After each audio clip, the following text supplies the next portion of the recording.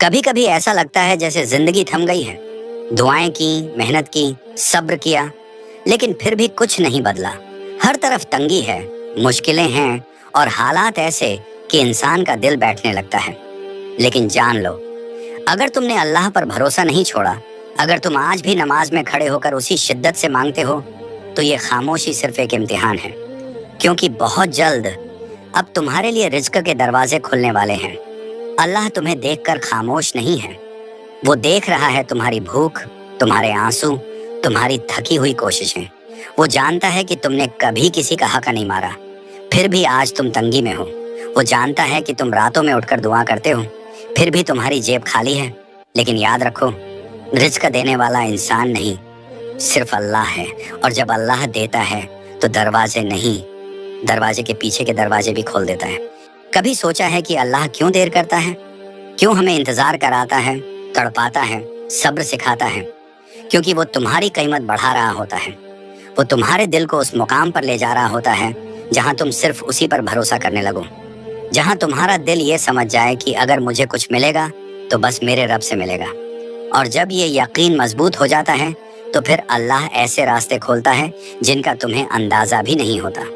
कुरान में अल्लाह फरमाता है, और जिस किसी ने अल्लाह से डर रखा, उसके लिए वह निकलने का रास्ता बना देता है और उसे वहां से रिज़्क देता है जहां से उसका गुमान भी नहीं होता।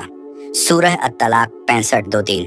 तुम्हारा काम बस इतना है, सच्चाई पर टिके रहो, नमाज छोड़ो मत, हर हलाल रास्ते से कोशिश करते रहो, और फिर देखो कहां कहां से तुम्हारे लिए रिज़्क आता है। तुमने वो दिन भी देखे हैं जब किसी से मांगने का दिल नहीं चाहता था, लेकिन जरूरतें मजबूर कर देती थी। तुमने वो लम्हे भी जिए हैं जब एक एक रुपए की कीमत समझ आती थी।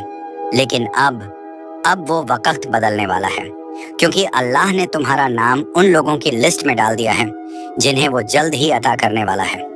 हो सकता है तुम आज भी बेसब्र हो जाओ, लेकिन तुमने जो आंसू बहाए हैं वो जाया नहीं गए। तुमने जो रातों में अल्लाह से मांगा है वो सुना गया है।